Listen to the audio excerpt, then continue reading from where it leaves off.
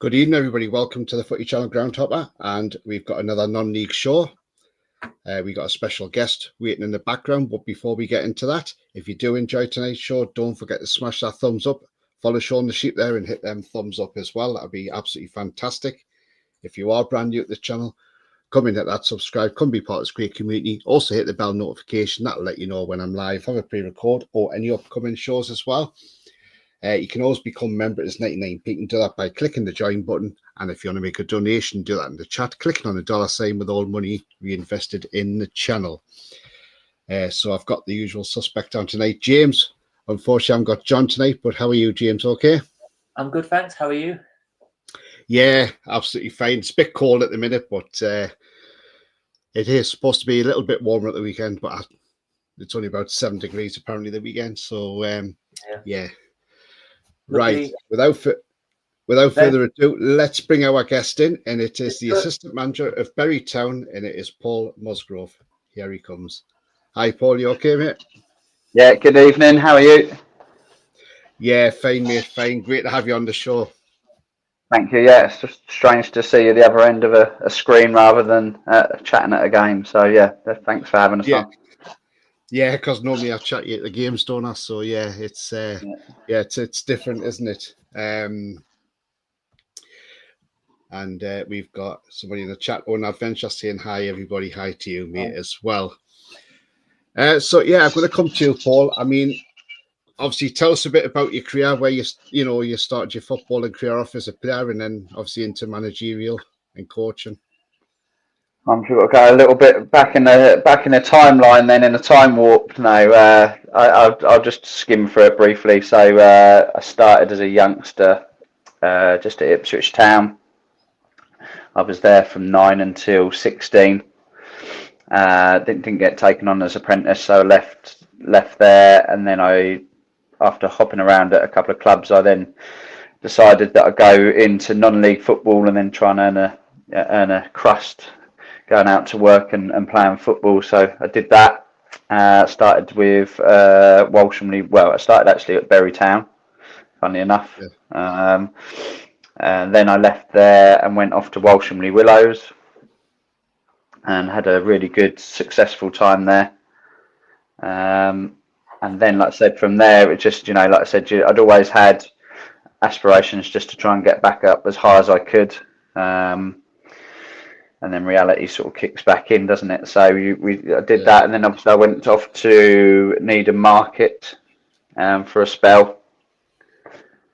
Jumped back to Walsham, and then went to Mildenhall Town before I left there to go back to Walsham. And then I finished my playing career there, and off I went to Stowmarket Town and start my managerial career. So yeah, in a very brief nutshell, without boring everybody, that's sort of like how it goes. You sort of fall out of a pro club, and sort of reality hits, which I think this is probably a really striking conversation. You can sort of resonate with a lot of youngsters. Yeah, and we've got a few that have come out of the pro game, and it's really still really hard. I'm not sure the support's really there still, if I'm honest, for people that do fall out of a pro club. But again, with Cole's fantastic career that he's had, and the career that my path journey went, actually I think we cope with it quite well with lads coming to us and how we treat them.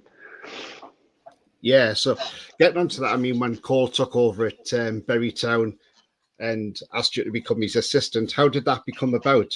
Yeah, it was obviously I'd had a successful period at Stowmarket Town as assistant and then manager. And once I'd left there, I'd had 4 months just going to watch games locally, like just non-league. And then the Bury, I'm only sort of 15 minutes from Bury. It was always potentially a job that I'd always like, or a club I'd like to be involved in. But when Cole got the job, we had a mutual friend, Dave Williams, actually, who's at Leiston, heavily involved at Leiston. He actually put us in contact together. And we had a conversation, and it just sort of developed from there. Yeah, and it's been a great story since then, hasn't it? I mean, We've had some great results, and the fan base is great there as well.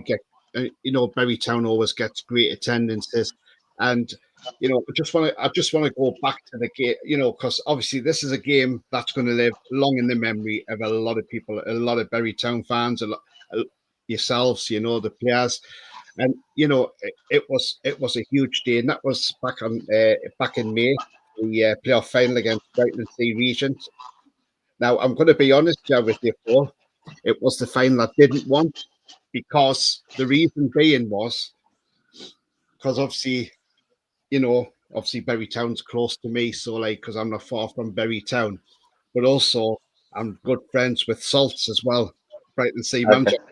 So when his team beat Felixstowe, and obviously when Bury beat Waltham Abbey, I thought, right, this is Bury versus Brighton Sea. This is going to be a hell of a game, and this is not the game that I wanted.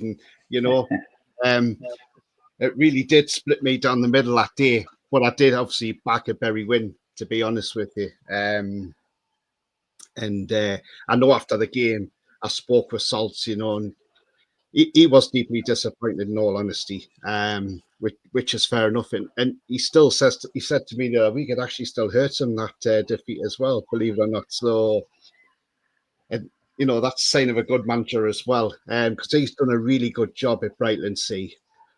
But yeah, I mean, look, that was a very tight game. It was a sellout. I remember they released a few hundred more tickets. And where I was standing, because obviously I wanted to get a space and I didn't want to move. I think it was during the second half. I just happened to turn and I saw a fella sitting in the tree, and I thought, "Gosh, everybody wants to look at this game." That's how much this game impacted a lot of people, and that those people sitting in trees. I was going to actually pan the camera around. And I thought, no, I better not, in case I disturb the guy or anything. But I don't want to fall out the tree. But that was just one of those games where, it was just cautious all the way through, wasn't it? And then obviously the moment we know what that is, and I'm going to remind everybody of that moment, because this was a fantastic moment in the game. Just excuse my excitable commentary on this, because obviously I just went absolutely crackers when this went in. But here we go. Here's that goal from Ed Upson. There we have the ball on the attack now. Ed Upson. You've got this now. Get in! What a finish! Take a bow. There's not much time left now, anymore. Over the added time of 3 minutes now. So surely that is Bury going up. I mean, that was a fantastic finish. The only thing that annoyed Salts that day was his defenders backed off a bit, which gave Ed that space, but you can't take the goal away from Ed, can you? That was a hell of a goal, wasn't it? Yeah, it was a moment, like I said, that it won't be forgotten for a long time. To be fair, it's even watching that back now gives me goosebumps. And again, the whole day, the build up to it, it's sort of something that you think you can handle it mentally in so many different ways, and how you prepare, and at the end of the day, I don't think, I think it's quite well documented. We didn't beat anybody above us in that top 5. We beat Felixstowe once, and the rest, everybody we lost to home and away. So whatever draw we got in the semi or the final, you'd always feel a little bit concerned because you hadn't managed to get 3 points against them in the season. But like I said, the semi-final was perfect, and the final, like you said, it was a really edgy affair. Anybody and everybody wanted a ticket. Like you said, there was people in trees, there's people hanging over fences just to share the moment, and it was, like I said, it was a moment of genius, really, by Ed. It's something he deserved. We're really close, and it was a magical moment. Like I said, it gave so many people, my family, my girls that had never been to many games, if I'm honest, and experienced nothing like that. It was something we still talk about now. So it was fantastic, and like I said, it was fair play to Brighton. So they were a tough opposition on the day.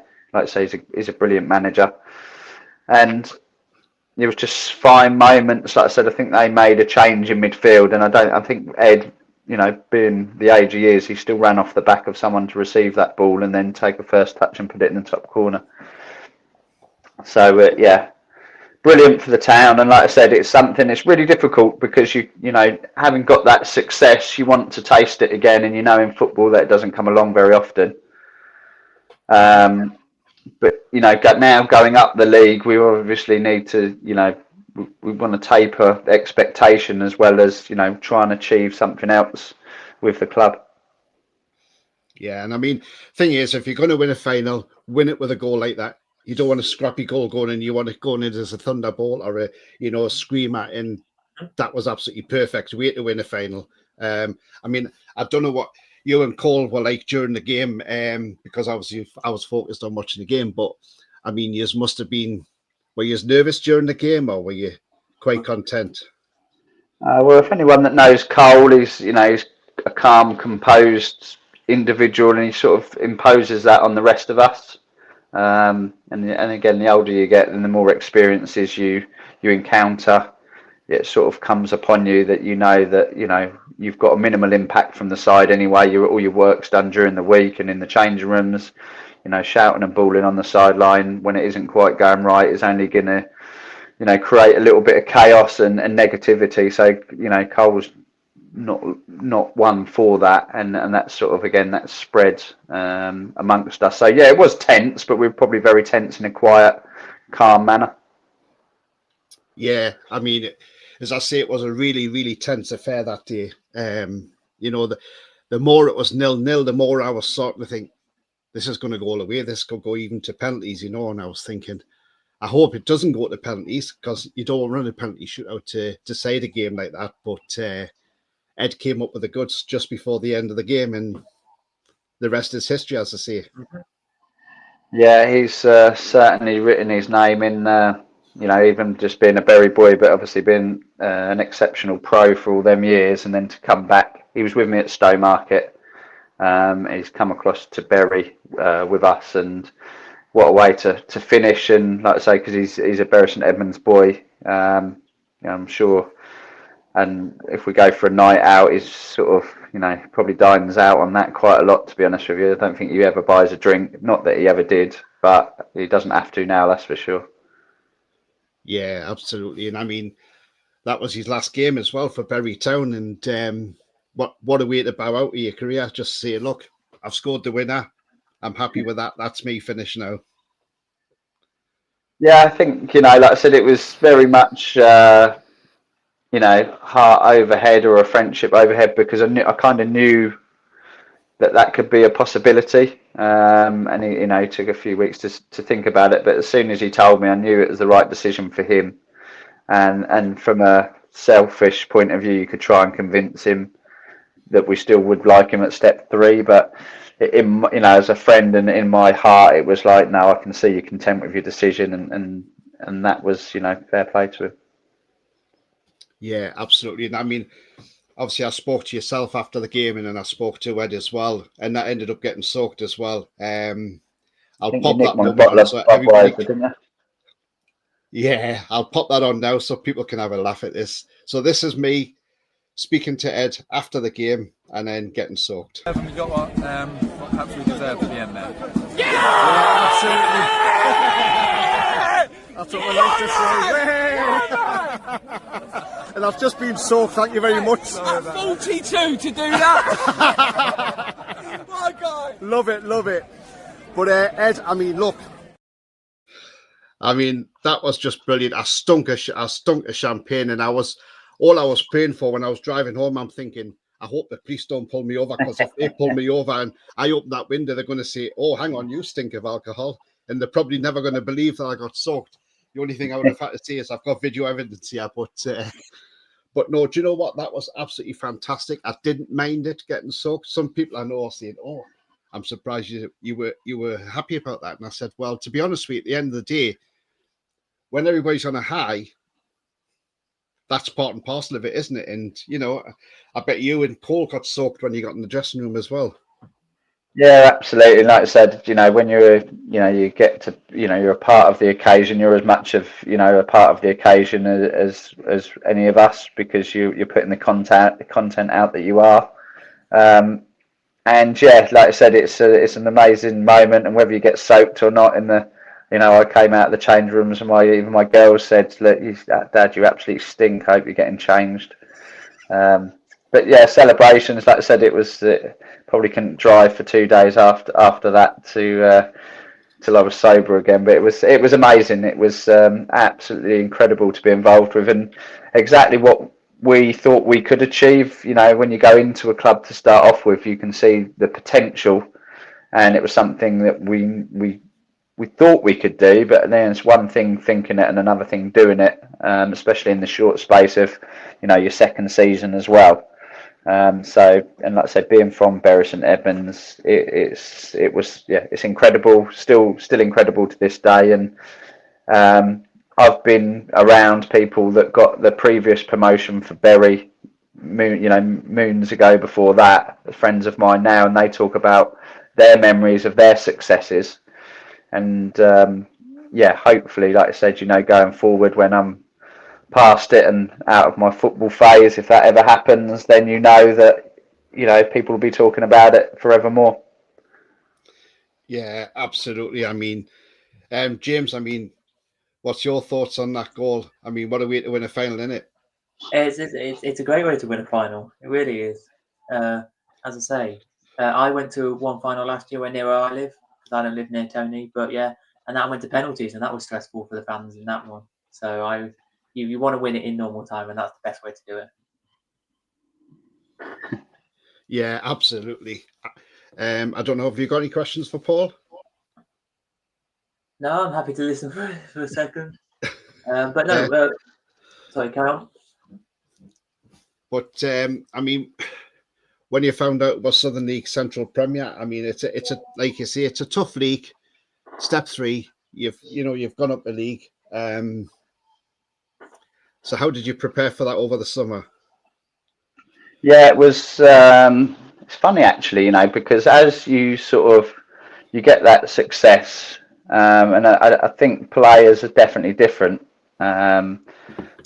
But it was almost within sort of a week or so, and that was it. It was sort of switched into preparation mode. You're straight into a lot of recruitment. You start to look at that side. I spend a lot of time doing that. And then you're obviously then preparing for pre-season. So yeah, not long after, you're trying to put your ducks in a row, and try and look at. We were sort of presumed where we would go league wise, so we started to look at that and prepare for that. And like I said, it's a really, really good league, really good standards, really good players, and some really humble and good managers we've come across, and made new connections that way as well. Yeah, absolutely. And as I say, I've been to a few games this season.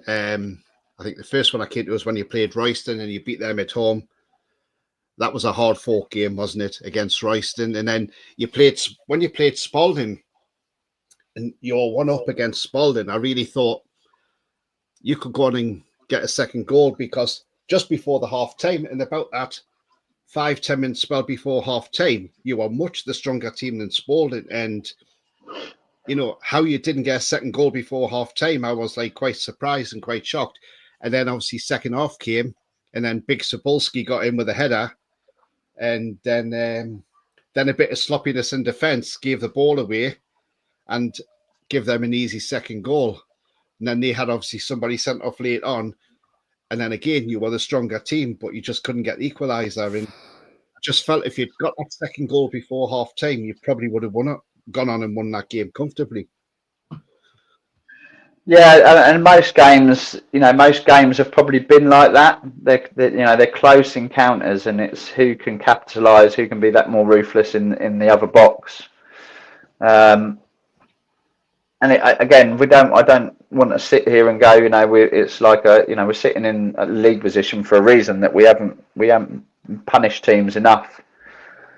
It's all right, teams saying you played not right the football the right way and this and that, but we're in our position for a reason. We're not desperate by any means, because we've still got a little bit of a gap between us and the relegation zone. But we want to be picking up more points. We want to be more clinical, and we believe we're not far away from that.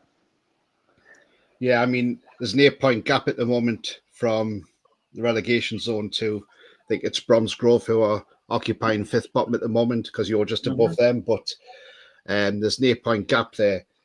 I mean, Sudbury, yeah, they got a win the other night, and but their fan base has dropped off a little bit at Sudbury now. Now, I've seen a lot of posts saying it's because they're charging for car parking. But if they're only charging £2, I can't understand why the fans are unhappy about £2. I mean, if you go to Bury Town, even if you go for a night game, you've still got to pay for about just over an hour's parking for, and nobody seems to complain at Bury. So I'm surprised fans are complaining at Sudbury. Yeah, Sudbury have clearly stated they've got a few issues, but I don't think that it's as deep as what people might suggest. And if they're only just down the road from us, so again, it's quite easy to look at it and speculate. But they've never been great with crowds, if I'm honest. If you go back in history over the years, it's they've never been.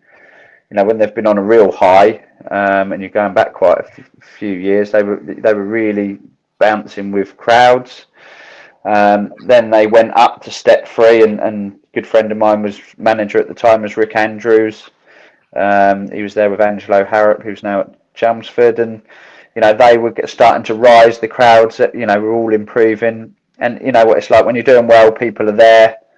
So I always feel like their crowds have always gone up and down, whereas we're fortunate enough to, don't get me wrong, the Bury faithful will let you know when they're not happy and probably vote with their feet maybe, but we haven't seen that. We've been lucky enough not to see that, and I hope they see the progression of the club in the last period that we've been there, and people remain grounded that it's a process, and success doesn't happen every season. Yeah, absolutely. And talking about the crowds, I mean, we saw this release tonight as well. I mean, Bury Town there, 4th in the table, 766 in attendances. I mean, obviously your Heels on and Kettering at the top there with over 1,100, and Worcester obviously getting 800 because of that stadium they're in. But I mean, every Bury game I've been to, it's always had fantastic support. I mean, even for that game against Lakenheath, which was, a cup game, and there was still over 300 turned out for that game. So, it just shows you the massive support that Bury has, and the support's great there as well. Yeah, you've just got to look at the big names above us in that little table there, and sort of take a deep breath and again realise where we're at. I truly believe that Bury Town is a minimum of a step 3 football club. It's a fantastic town. It's an affluent town. If you can get as many businesses and footfall behind you, you don't. It's probably limitless of where it could go. So, but it's always like every club faces. It's an uphill battle. You've got to always be on the front foot with your advertising and offering deals and getting things out to local businesses. It's huge, but if you don't try, you don't get, and hopefully we're doing all right. Yeah, absolutely. And I mean, one guy who we should have had on tonight, John, who unfortunately can't come on tonight. He runs a channel called Game and Blob, and what he's doing is he's doing a series in this season. So what he's doing is he's going around to every Southern League Premier Central ground. So he's going to do all 22 grounds. And what he's doing is he rates every single ground he's been to so far. And he hasn't been to Bury yet. And I've told him how good Bury Town is. I says, and I hope to say that quite high up in the ratings. I says, because it's not me being biased or anything like that, but I think I look at some grounds and I think Bury's got a much better ground, because not only have you got the main clubhouse and then you've got the burger bar, but you've also got the corner flag bar. Then you've got the tea bar opposite, which sells hot drinks, cold drinks and all that. And I just think it's well set up. Yeah. You go to some places in this league and they've maybe got one little clubhouse and that's about it. But I think Bury's a great little club and it's a great little ground. And I think he's planning on coming in February, so you shall meet him in February. Yeah, I mean, like I say, hopefully he gives us a good rating. I'm sure you can take him to the burger bar if you're there, mate, and bribe him. But the chairman Russell, his son Chris, and all the fellow directors and people, it's amazing what they do. It's amazing what they do in their own time. That's what they voluntarily do, and if you cut them in half, they bleed blue. And we were just the face of it. We're just the face of what we do. Yes, we've got the team to prepare, but nothing happens without them. You go walking on a match day and everything's clean, and they've wiped all the rails, they've done all the seats in the stands, and nothing's too much trouble. So hopefully, like I said, hopefully he puts us up there with his ratings. Yeah, absolutely. Let's hope he does. I mean, you've been to Worcester City this season. I mean, that looks a super stadium, doesn't it? Well, unfortunately, I didn't make that one. I was on holiday in Cyprus, so I didn't have any time in the summer to get away with the family. So yeah, I've missed that one, which was one of the ones actually I was really looking forward to going to, because, like you say, that's it looked a really good stadium to go to, and it's what you aspire to be managing and playing in. So. Yeah, absolutely. But obviously he's got that one top of his ratings at the moment. But hopefully Berrytown can knock it off its perch. Tell him he's blinded by the stadium and the lights. He needs to sort of get back into the real non-league scene. I agree. And not only that, with Bury as well. If you stand at the opposite side of the ground to where you come in at the entrance, you've got the backdrop of the cathedral, which is absolutely lovely as well. And even at night, it's a pretty ground at night, because, as I see, when the cathedral's all lit up and everything, it's. But do you know they light it up Berrytown blue for a reason, for when we're playing home games? Do they? Yeah. Oh, it's brilliant. Yeah, adds to the ambience of the ground at a night game. Oh, that's fantastic. That's brilliant. I have noticed it is blue, but I didn't think it was. I didn't know what reason that was for, but obviously now you've mentioned it, yeah.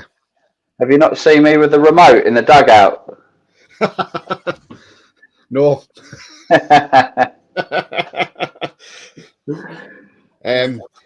Scott Davies got a question for you, Paul. He says, how are we all? And he says, where do you think Bury can go this season in the league?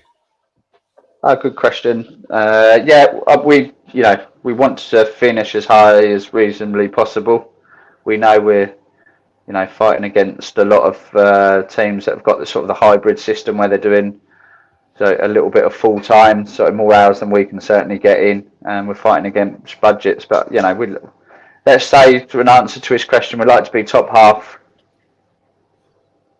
Yeah, I mean, did you just have a target in mind at the start of the season? Was it like, say, let's finish just fifth bottom and at least we'll stay in that league? Or did you have a target of being higher than that? I certainly wouldn't be a football assistant manager, and Cole wouldn't be a manager if we came out with that sort of. No, we sat down with the chairman in the summer, and we'd like to finish in the playoffs. That was our target.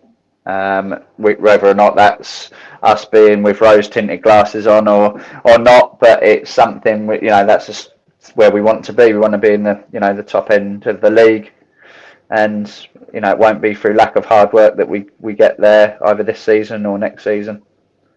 Yeah, I mean, you look at that table and you're technically 9 points off the playoffs, so yeah. It's 3 wins away, and as we said off camera, Alvechurch were up there at the earlier in the season. Now they're like down in 15th place, so it just shows you how quick that table can change. 100%. And like I said, we played Alvechurch at home, and we were thought, again, they were probably the first or second best team we thought we'd come up against in terms of athleticism, how they play, the sort of depth of what they've got. Their subs, like I say, when they bring the subs on, they're equal to what they're bringing off. So yeah, it shows the swing very quickly, doesn't it? That they're up there, and no doubt that will continue to happen. You just can't fall too many points away. 9 points is probably just about. You can't really fall off that. I don't think if you've got aspirations to jump back up to anywhere near the playoffs, certainly. Yeah, and I mean at the weekend you're off to Bishop Stortford, which is probably not an easy game, but it's a game you look to go and try and get 3 points from. Yeah, they had a good result the other night. So it's again, not everybody seems to beat anybody on a given day. And we were told it was like that as well. But when it's not until you're in it, you go, actually, when you flick your phone on and look at the results, and you sort of flip your eyes and go, is that really right? So yeah, it's another really tough game, and so they're well established at step 3. So we'll be interesting to see how we sort of acquit ourselves against them. But it won't be, like I said, we won't be deviating too much away from what we do. We're tried and trusted, and we believe in our processes. Yeah. Yeah, because I did say at the start, I did do a preview at the start of the season, and I did say Bury would be comfortable in finishing that league okay, and so I because I've seen some people say, "Oh, Bury will come straight down." I'm like, no, I don't think they will. No. And at the minute we're seeing 4 worst teams in that league at the moment. I mean, Stamford, they're rock bottom, aren't they, at the moment? And then you've got Royston. I mean, I saw them the other night at Needham Market, and okay, fair enough, they had their keeper sent off for a professional foul, which it was. And then obviously the referee pulled up the double jeopardy law and gave a penalty as well. And I mean, Needham went on and won that game comfortably 6-1. But Royston, I didn't think they would be in the relegation zone this year, but they're right deep in it, aren't they? Yeah, they are, but they probably won't. You know what I mean? They, how they started the season. They got, their squad was packed with experience and really good, younger lads. And again, it'll take a flip of the coin that they could get. They only need to go on a little bit of a run. And when you we went to Needham Market, and again, they're only just down the road from us, but they're a top team, a top club, who again they got relegated last year, but they've got well-established players that have played Step 2, which will have learnt a lot. And we went over there and they punished us.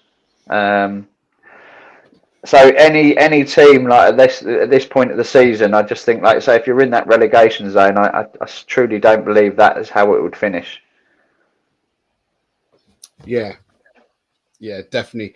I mean, you've got a few tough games coming up. I mean, after obviously Bishop Stortford, you've got Spalding away on the Tuesday night, and then you're at home to Stratford, and then home to Barwell the week after that, and then away to Kettering. So the games are coming thick and fast.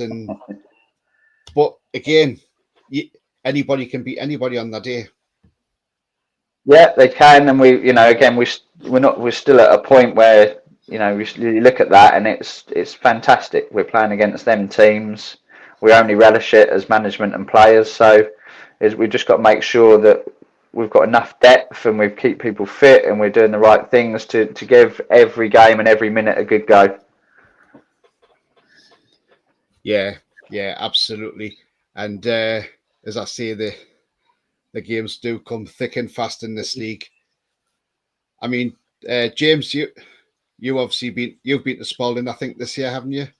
Yes, I've the 2 games. Well, yeah, 2 games I've been to is one Spalding and one Stamford game this season, and they look completely different compared to what people thought they would be. Like, speaking to the Stamford fans after the match, they feel like they're still keeping their fingers crossed that they can stay up. But when you look at it at the moment, they're 13 points behind staying up at the moment, so it's going to be a hard task for them. But then for Spalding, their fans are in an interesting mood, as you say, Tony, because they're like interested to know if they can win this league or will battle with playoffs to go up in the playoffs. So it's going to be an interesting one there on that one. So yeah, but as you rightly say, both of you, anyone could beat anyone in this league. It happened this season quite a few times. Yeah. I mean, who do you think is going to win this league, Paul? I mean, you look at Harbour Town; they probably look the strongest team, don't they? Yeah, you sort of look at their setup. You look at their squad. You look at people that left out of their squad, and they've certainly got enough depth, got enough experience. They've got a really good manager. They've got the good ground. They've got obviously very healthy, budget. So I can't think you can look much further than them. Having said that, like I said, Rail Bedford the other night, I really like them. I like that they've gone purely youth. Their manager, he was a good player, but he's also, again, you can see he's very relaxed in how he wants them to play. He's not a shouter on the ball on the sidelines, and I fancy them. I do fancy them to be up there as well. So time will tell, but yeah, it would take a lot to nudge Harbour off, I think. Yeah. Yeah, Real Bedford have got money, haven't they? I mean, I went to, obviously last season, I went to the last game of the season when Bedford Town played Stourbridge, and they had to win that game to be promoted to the National League North. And I was speaking to some of their fans there, and they were saying that they were very close to actually being taken over by Real Bedford a few weeks before the end of that season. But the takeover actually fell through. And they were saying, like, Real Bedford's had something like 7 promotions in 9 years, and it's like it's just absolutely madness, And I think if they did go up to National League North, I think they'd be okay. But I think their ground's got to be well updated, because I've seen pictures of their ground and it doesn't, it needs a lot doing to it for going up to National League North.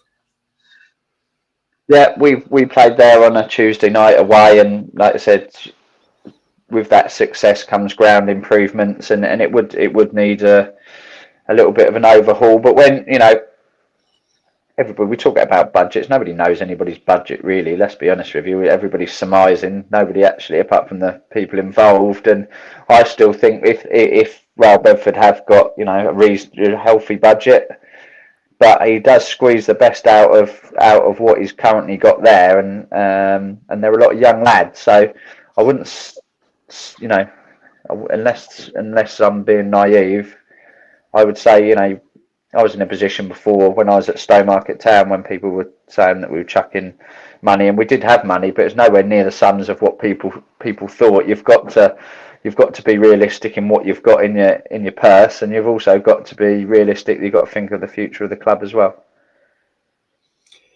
Yeah, absolutely. And I mean, it's all right saying, "Oh well, I'll get promoted and go out this league," but then National League North is a tough league. As Needham Market found out last year, they come straight back down. It's a different level altogether, and you've got to invest a lot of money to stay in that league. I mean, Bedford Town are doing okay in that league this season at the moment, but as I say, I saw 3 games with Needham Market last season. I lost 1, drew 1, and won 1. And the one they won against Chorley, which I was quite shocked at, because at the time Chorley were flying high in 5th place. And Needham Market won that one. But you could see the quality, though. Watching Needham Market, you could see the difference in quality between them and some of the established National League North teams, and you can see why they came straight down. Yeah, and like you said, I don't think people put enough emphasis on, like you said, you're in a league, whether or not it's step 4, step 3, and then into 2. It's really much like your recruitment's got to be spot on. You've got to put as much time and effort into that, and making sure you've got probably resource for that, because if you can get some little gems and you can get some little wins here and there with lads that maybe are falling out of the program, or you nick them off a team that's coming down, or and that's Needham Market to go into that league and do what they did. Yeah, all right, they got relegated, but they've given it a hell of a go. And if you look at the squad that went up, it wasn't too different to what took them down. So they stayed loyal to what got them there, which again is admirable. And if you speak to any of them lads, they enjoyed it in an experience. and learnt a lot and enhanced their reputations and their careers for it. Yeah. I mean, one player I am really impressed with that Bury got this season is George Quantrell. What a player he is. Oh, he's a hell of a player, isn't he, Paul? Yeah, George is. He's a little bit unique, really. He's a little bit of a maverick. He's quite hard to coach. If I'm honest, he's best at landing in the box on things, but sometimes again he's like, what I liken to him, he's like a kid in the playground that when it isn't quite going well, he'll find himself dropping deeper and trying to start a move rather than ending a move. We're just trying to drip feed him with little bits of trying to, to make him a better player, but also when you're in areas of the pitch and you've got patterns of play, that he stays away from that till it's his part to take part in that pattern and finish it off. And he's still very much learning it. And I think if he can grasp that part of it and be patient enough to maybe get in the second or third or fourth phase of play, he'll be a player that we won't be able to hold on to. Yeah. So you're hoping to hold on to him after this season? I'll do my very best. Yeah, you got, if staying up in this league, you've got to keep George Quantrell. He's going to be a cracking player. He really is, and I've liked what I've seen of him so far. And like you see, he can get better and better. I'll have to lock him up in the cathedral and throw away his phone for the out of season, I reckon. Yeah, definitely. Scott's coming. He says, who from the relegation zone will stay up, do you think, this season in the Prem Central? So at the moment in the bottom four, obviously we've got Stourbridge, Sudbury, Royston and Stamford Rock Bottom. That's not a question for me, surely. We've still got to go to some of these places. I don't want to be pelted from the sidelines. No, exactly. Do you think anybody out of that four will stay up, James? Oh, I'm having a look at the moment. I would probably, if the Stamford fans are optimistic, I don't think Stamford will, but I think maybe Stourbridge or Sudbury have the best chance of staying up, I think, personally, with some of the fixtures they've got coming up and also the points they've got compared to the other two. Don't you agree there? I think on that one, Tony, because it's Stamford is 13 points to close that gap is just, I think at the moment, I know only just over, I think it's like a third of the way through the season, but I still think that's a massive gap to close in on at this stage of the season, really. But then at the same time, I don't know if any of them will stay up, so we could see it staying as we are, really, with the 4 teams in the relegation zone going down. Yeah, I look at it and I mean, you've got to look at Sudbury and think, well, I had them in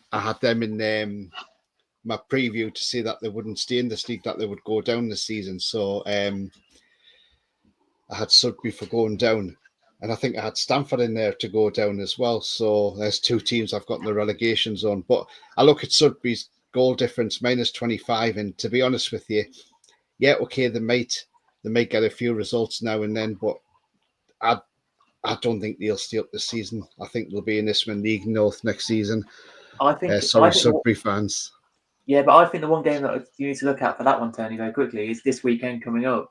Because if you don't know what game it is this weekend, it is Sudbury away at Stamford this weekend. That's a 6-pointer for both sides, then, isn't it? Yes, it is. And it's going to be a really interesting one on that one. I think who's going to win that.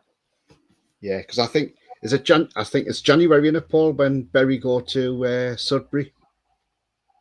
Yeah, believe it is. Yeah, which is we've, believe it or not, chaps, we've already been there and got hit for 4 in the trophy, wasn't it? So yeah, if anything doesn't strike out at you that anyone can beat anyone on a given day, and that is a cup game. But yeah, there you go. So. Yes, again, it just goes to show that we're in November and you're already saying it's a 6-pointer. It's interesting, really, because if somebody loses in that, again, they could pick up and go on a run. they could get their recruitment in order and all of a sudden come out of it. So it's hard to say, but I'll let you put your tin hat on and say Sudbury, mate, and get pelted for it in January. Yeah. Yeah. But Well, I'll beat that game for the away end. But yeah, definitely. But but no, look, I mean, I was at that trophy game when you lost 4-0, if you remember, Paul, because I was talking to you at the time. But that was just a weird game, and maybe Sudbury just wanted it because it was FA Trophy. Because in the league they haven't really done that well. I mean, Worcester hammered them 6-1 at Sudbury, so it's funny because cup games, some teams can raise their games for it, and then when it goes back to league games, they sort of just drop their standards again. I think, I mean, looking ahead to that game in January, I think you'll want to go back there and come out with a positive result, and I think Bury can do that. I would always, I'll just say that in that game we didn't want to go any further in the trophy, did we? We just no, only joking. But we, of course we need to reverse that. That's one because it's a local derby, that hurt, and I'd like to get even this season. We've beat them in the league once, so hopefully we can go back to their place and do that as well. Yeah. Mason's, and he's got a question for you, Paul. He says, how has been working with Cole Scouse with the playing career he has had? Really good question. Humbling. He hopefully isn't watching this because I know he doesn't like me, speaking too much about him, to be fair. But first of all, a really fantastic human being, honest. His coaching style, again, is current to where it should be in terms of how you speak to players. His detail on the training pitch, again, you don't ever think you've learned everything, but when you see him work on the training pitch, you can't help but sort of admire the style that he goes around and how he does stuff. We jumped off each other in talking about how non-league works with the hours you get with players and how do we fit the best structure in. So that's been really positive between us and worked. But he's best when he's on the grass. But it's been, like I said, brilliant. What more could you say with somebody that's played that amount of league games at the level he has? If you can't learn stuff off of him, bounce off of him, give him stuff to think about.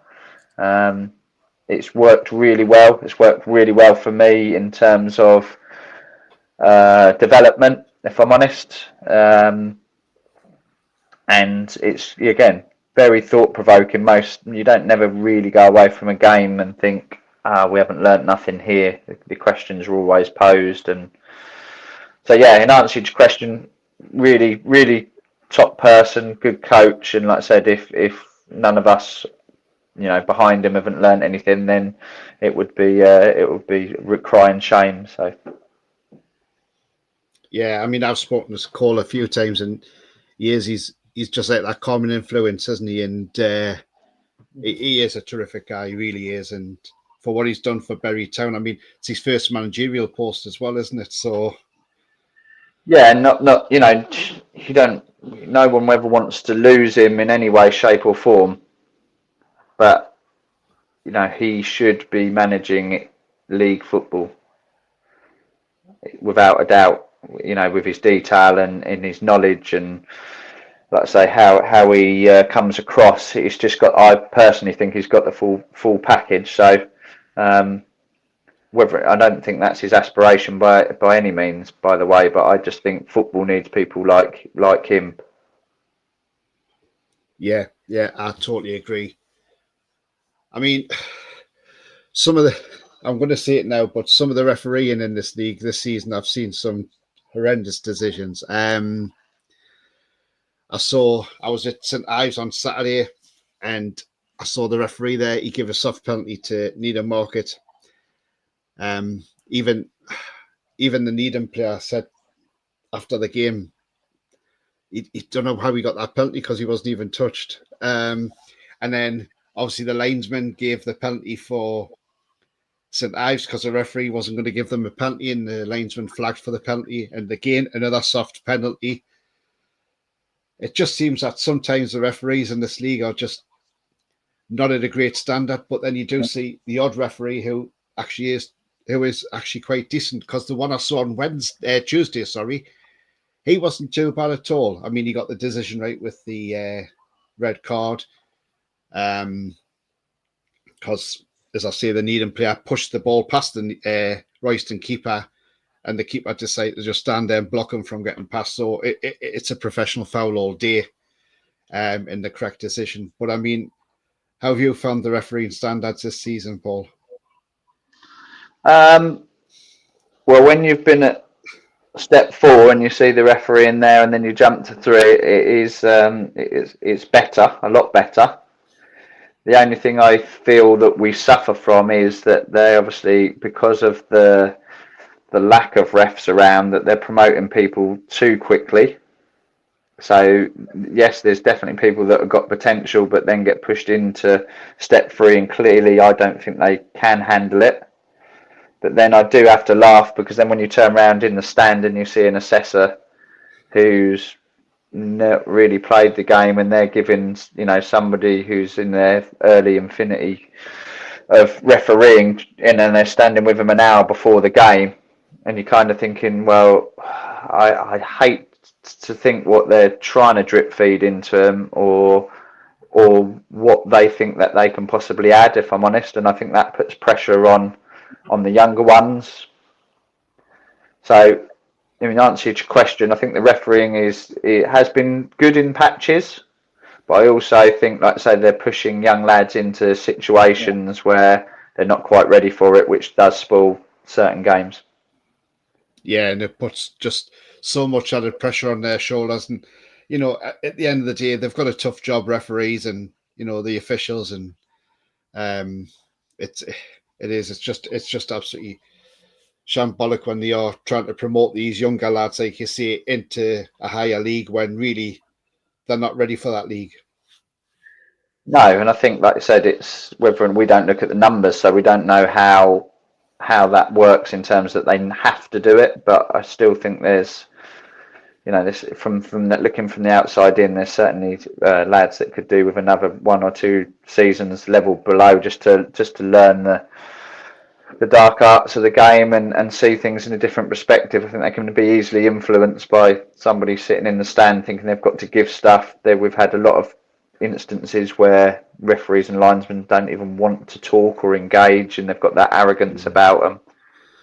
And we very much go on that if you talk to us, we'll talk to you, and that's what it's all about. It's no different to you're going to work. You wouldn't say to your boss isn't so arrogant, just get on with it and don't speak to me. It's a two-way thing, and that's how it should be, but it isn't a lot of the time. Yeah. Peter's got a question. He says, for Paul, what's your favourite part of management jobs that you've had? Oh, yeah. Quite a good organiser, if I'm honest. So I like it when, 5 o'clock on a Saturday and all the all your ducks are in a row, whether or not that's the training set up, making sure that we've got all the set plays correct, and then you're sitting there on a 5 o'clock knowing that your input has had some weight, and we've given some people some smiles on their faces. So yeah, it's a tough job. There's parts of it you don't enjoy, and there's moments where you've got to have tough conversations and feed between people and keep people happy. But I'm probably most happy, like I said, when we're training, and then you got the detail, and then you get into a match day and it comes off. Yeah. And I've got another one in. Lee says, Muzzy, how's the pitch looking so far this season? Yeah, it was. I know Lee very well. How you doing, Lee? Yeah, no, pitch is doing really well. Previous to last weekend, we had heavy rainfall, didn't we, on Friday, where it put a lot of games in doubt. We were obviously away, so didn't think it would really impact us. But we got to the ground Tuesday, and the groundsman, Arnie's terrific bloke, forever trying to please us and get a perfect pitch. And you've seen it enough times, Tony, that. Yeah. But he was apologising the other night, just saying, look, couldn't get on there. It was too wet. And it was probably the first time I looked at it and thought, if we do get a lot of wet weather and he struggles to get on there, it could become a bog quite quickly. But we've got faith in Arnie, our groundsman, and like I said, I'm hoping that he'll turn it round. And normally it's a carpet to play on, and you only have to see the players turning up and sticking their phones out and putting it on their reels. So yeah, pitch is hopefully all right, Lee. Yeah, the pitch is beautiful at Bury, really is. It looks it. Chip says, Paul, what's your dream job in football and why? Ooh. Some tough questions, yeah. There is some big ones coming up. At least nobody stitched us up so far. Lee might come back and stitch me up, to be fair. Dream job.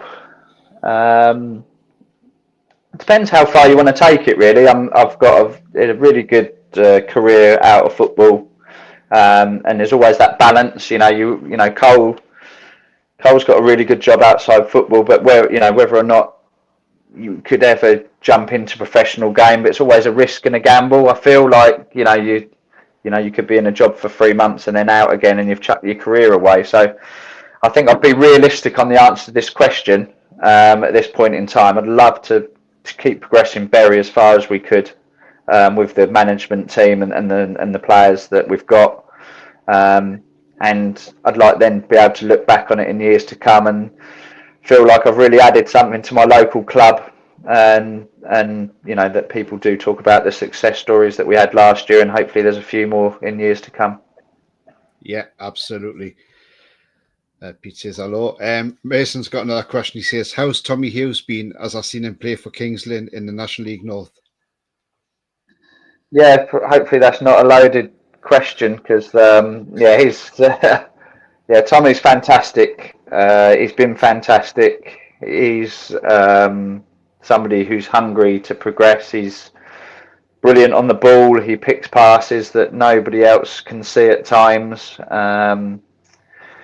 So yeah, he's been fantastic. Again, it's really difficult for Hughesy. Hughesy was at Ipswich, then got released from Ipswich, and off he went to Kings Lynn, and that was still full time.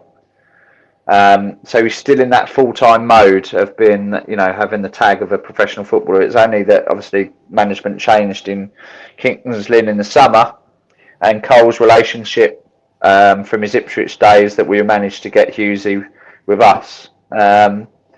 He's now gone into a part-time job as well as his football, so he's adjusting, and like I said to you earlier in the conversation, that adjustment and trying to nurture people through so they can find their right pathway in life, and you're trying to do it with your best interest because you don't want to be selfish. Yeah. But he's been fantastic, and he's very much an important cog in our wheel to make us play how we want to play. Peter's got a question for you now. He says, how many years do you think you need before you can go up, or do you think you can go to the National League with Bury ever before you retire? Good questions here, isn't there? Question, isn't it? Yeah, these questions are good, aren't they? Yeah, they are. So, in answer to your question, there's got to be a lot of things that fall in place at the right time, and that's, everybody's got to be in the right trajectory at the right time. Everybody's got to be able to do it to start off with. Everybody's got, the chairman's got a business, volunteers have got businesses, they work, they do this. So again, all the stars have got to align. It could happen. Don't get me wrong, it could happen. And it's something we forever strive for. We're always striving for improvements, whether it be small or large. And again, the club do it in a sustainable way, which is why they've been a really popular club and healthy club for many years. So do I think I'll do it before we retire? Yeah, of course we will. Of course we will. Yeah, hold on to that question and bring it back up when we do. But yeah, if I didn't say yes, I wouldn't be in the right job. Yeah, absolutely. Lee says, great interview and chat. No stitch up, mate. Well done. I'll drop off some lemon sip, lol. Much appreciated. As long as it's lemon sip and nothing else. Fraser's asking how you get on with the chairman. Brilliant. Yeah, Russell Ward's a really good chairman. He's been with the club many moons, saved the club as well when it didn't have such a good spell many years ago. So, and again, he holds the club very level, on a level ground. There, said he takes criticism, he takes questions, he takes a lot of prodding from us as well. But he's forever got the club in his heart and making sure that that we don't get ahead of ourselves, and making sure that he's also making a sustainable club and the right improvements at the right time. Yeah. Owen's asking how George Contrell's doing, as he saw him a few times last season. If we've not spoken about him, yeah, we did. We spoke about George a little bit earlier. So, if you want to have a look back when the show's finished, then you can always go back to that bit and watch it back. But we did speak about him earlier on.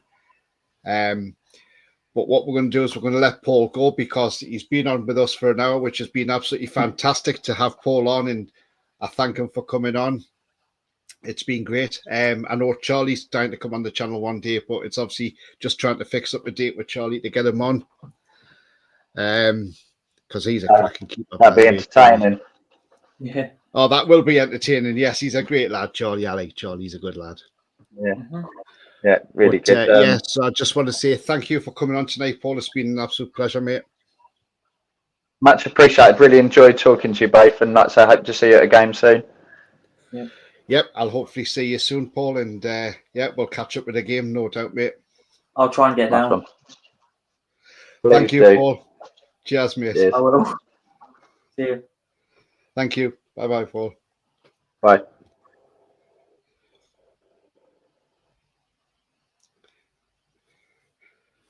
So there we are. So I had Paul on tonight, which has been absolutely brilliant. Great guy. Spoke very well. Your thoughts, James? Yeah, very good. Spoke very nicely about Bury Town and how are they going to be doing. It'll be interesting to see how they play, Tony, as we say, in the next couple of fixtures, because as you were talking about, their next fixtures are away at Bishop Stortford, away at Spalding, then Stratford at home and Barwell at home. So they're their next four. So I could see a good couple of results there for them, and they could creep further away from the relegation zone and be cementing the mid-table that he said he would want to be right now, which I do think they could be up to like 12, 13, 14, something like that. So in the mid-table section, and have a good end to the season. But it was good to get insights from different managers from different clubs in, and talk about how they play in their leagues and how they do and what they do with the managing style and everything. Yeah, we've had some great questions in tonight for Paul. I mean, some fantastic questions. And this is what's good about these shows, because people come on and ask a question, and it's great that they can get these answers, We've had some great guests on so far on these shows. I'm just going to run through some comments now. Fraser says, has Paul got any ambitions to be a manager for Bury one day? Unfortunately, we've lost Paul to that, but I'm sure that's a question he may want to answer. The Tuna says, got to run, liked and sub, great channel, thanks for the link, interesting stuff. I'll be back when I see it. No problem. Thank you very much indeed for that. That's great. And thank you for Pete for sending them this way. Anthony Bell says, good show, guys. Interesting Bury chat with their fan base. Only a matter of time before they reach a National League. Well, as Paul said, you'd love to be up there before he retires, and you just never know. You just never know.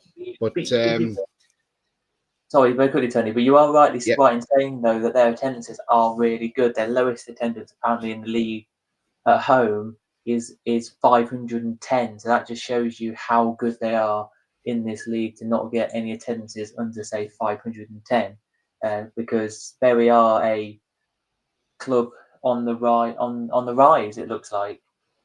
Very well supported club, Bury is. I mean, even last year they were getting great attendances, so yeah. If you see some And- teams in this league, like Stamford, who are getting some games like 200-300 on Tuesday night, and then 300-400 on a Saturday, and it just shows that they've been in this league for a couple of years now, and it's really good to see that Bury, still with their fan base from last season, are growing even more. Yeah, absolutely. But yeah, it is. It's a great club. I mean, if you've never been to Bury Town, get yourselves along, and honestly, you won't be disappointed. And I can't wait till John goes there, because I will be there to meet John, and try and get him to not try and tell him to not get a burger, because he always gets a burger everywhere he goes. Oh, well, yeah, but he's got to have a burger at Bury Town. He can't not have a burger there. He's got to. The burgers are lovely there at Bury. I love the burgers there. Okay then. And the food prices are really reasonable there as well. So, and so's the beer price as well. It's not bad at all, considering you go to Cambridge City, who are a division below, and they charge $6.50 for a pint. So, it just shows you. But yeah, hopefully, when John goes there, hopefully he gives a good marks, and because Bury is really, and I mean, for like not just for marks, for like how the ground is, but also for the atmosphere as well, because the atmosphere there is, I tell you what, when it's rocking there, it's rocking, and I mean it's rocking. It's there's nowhere else you'd want to be, So yeah, absolutely brilliant. But as I say, it's been absolutely fantastic tonight. A shame that John Gaiman-Blum couldn't make tonight, but I'm sure he will catch up on the show at some point. But I have plugged his series to Paul for him as well. Mm-hmm. And James, do you just want to give a shout out about your channel? Yeah, I've just seen a comment, so I'll quickly say it. Somebody called Owen just messaged in saying, "Great stream. What do you prediction for Bury?" I think that means league form. Where do you think they could finish, Tony? Personally, I think they'll be okay. I think they'll be fine. I did say that in me. Pre-season review of the Southern League. I did say that they would be okay. I think I even went as far as saying they'd probably finish mid-table, in all honesty. And I still stand by that. I do. I don't think they've got anything to worry about. They've got no worries about the bottom four at all. I think they'll be fine. I do, absolutely. Yeah, I agree with you. I agree with you. I think just looking at them, they honestly could probably get mid-table this season. So anywhere, you're probably looking about. I'm going to make a bold prediction here and say they're going to finish around the 10th, 11th mark this season, somewhere like that. Maybe even just at 12th or 12th, because they've got a squad together. They've got the players, the manager, the managing team work, as we've heard tonight, quite well, well together. And I think they could do it. To be fair, I think in this one, I think they can get mid-table. Like you, agree with you. Yeah, I do, absolutely. I do think they'll get mid-table, if I'm honest, because as I say, there's a lot of games there they can win, and I've seen some games where they should have won the game, like Spalding. They could have beat Spalding, in honesty. So yeah, it's going to be very interesting. Yeah, they've got very quickly, Tony, an interesting run here, which I think is very beatable to beat the teams here, which is on the 20th from the 20th of December. They've got Stourbridge at home, then away to Sudbury, home to Leiston, and then away to Royston. So that could be an interesting little run there for them if it's still the same at the bottom. Anthony Ball says, Harbour Town unbeaten in Southern Premier. Do you think they're champions elect? Do you know what it is? I look at that and I think they could well be. The big game is when they play Spalding, and that's on the 10th of January, and that's away at Spalding.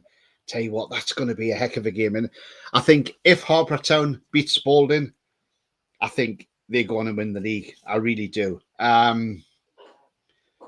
And it all depends. Saying that though, but it all depends where, as I say, if they can beat Spalding. But I do see Harbour are too strong in this league, and I think they will go on and win the league. Yeah, but again, they played Sudbury the other week, and they drew 1-1 with Sudbury, or 2-2, whatever it was. But it was 2-2.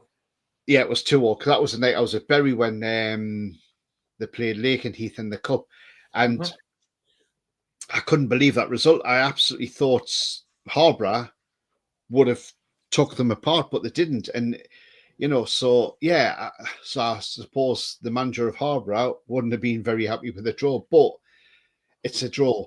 But I think the game against Spalding is the 6 pointers for them. And if they beat Spalding twice and do the double over them, then I think they go up Harbour Town absolutely without a doubt. But I mean, Game and Blomp did a vlog there the other night, Corn, and Mitch spoke really well, and he doesn't seem to think of the aspect that people go, oh well, Harbour's got money to spend. He doesn't work on that. He works on the determination of the players and how hard they work, and that's absolutely crucial. You can have all the money in the world, you can buy all the great players, but they've got to gel together. And agreed. If you've got a team there that's gelled together and that they're winning it, then you've just got to say, let them do it. But do you think James Harbour's going to be the champions of this league? I was talking to as you were saying, Jon Gaming blog about this, and he said that I told him the two teams side by side fixtures. So in this one, so if I can find it, let me find you Harbour's fixtures coming up now until end of 2025 for you. So it is Worcester at the weekend, then it's Redditch, Barwell, Bishop Stortford, then an FA Trophy match against Carlisle, and then it's Stamford, Stourbridge, Needham Market away, that is on the 20th of December, Kettering on the 27th. So that's their fixtures, and I think, if you want to know, Tony, that is better than what Spalding have, because Spalding have a harder, I think, games coming up, which are Needham Market at home on Saturday, which you're going to. We then have Bury at home, then away to Redditch, home to Leiston, away to Worcester, home to Real Bedford, home to Stamford, and home to Buck. That's it. So I think that's a harder fixtures than what what Harbour have. So if I have to be honest, I think by January anyway, it might not even be a 6-pointer. It might be Harbour in the lead by 6 or 7 points anyway at that point. So it's hard for then the gap to be closed. But I can see Harbour slipping up this season. As I say, I don't think they'll go unbeaten this year. I'm going to say that. Yeah. But guys, do drop James a subscribe. Non-league James Boyle. If you haven't subscribed to his channel, get over there, give him a subscribe. Great channel. It's got some great content on there. If you haven't seen any of it, get on there and check it out. Really good. Thanks for that, Tony. It's been absolutely fantastic tonight. Now we'll just go through the bits at the end here, and then Sounds good. Before we head off. So if you have enjoyed tonight's show, please don't forget to hit that thumbs up. If you haven't done it already, then please do smash that thumbs up. It does help the channel. Also, if you're brand new to the channel, get down there, hit that subscribe. Come and join this great community. Also, hit the bell notification. That will let you know when I'm live, have any pre-records, or I've got any upcoming vlogs. You can become a member at any time by clicking that join button. It is only 99p a month. And as I say, if you do want to make a donation, just hit the $sign in the chat. All money is reinvested in this channel to bring you these cracking shows and also great match vlogs as well. Mm-hmm. So far, let's have a recap on this series. This is our 4th episode. We've had Tom Rothery from Needham Market, the manager. He was on. Then we've had Barry Drew Barlow, the owner of Malden and Tiptree, was on. That was an absolute cracking show as well. Last week, we had Ben from Carlton Town, who was absolutely brilliant as well. And then tonight, we've had the brilliant Paul Musgrove. Paul is absolutely fantastic. from Berrytown. And who we got next week? Well, you'll just have to wait and find out for that one. It'll be a little bit of a cliffhanger. We'll keep you hanging on for that one. But look, just enjoy these shows. And this is going to be a regular feature every Thursday. So get that in your diaries. Make sure you put it on your calendars, on your phone, so you know that the show's coming up and you won't miss a show as well. But also, as I say, if you hit them bell notifications, then obviously that will keep you up to date with everything. And if you've been coming through James's channel where we stream sharing it, do drop him a subscribe as well. Mason says, "Who we got on next week?"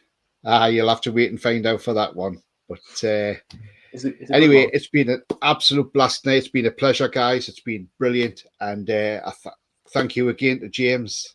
That's all right. For coming on tonight. Look, we'll see you all next week. But until then, enjoy the rest of your evening. Goodbye from me.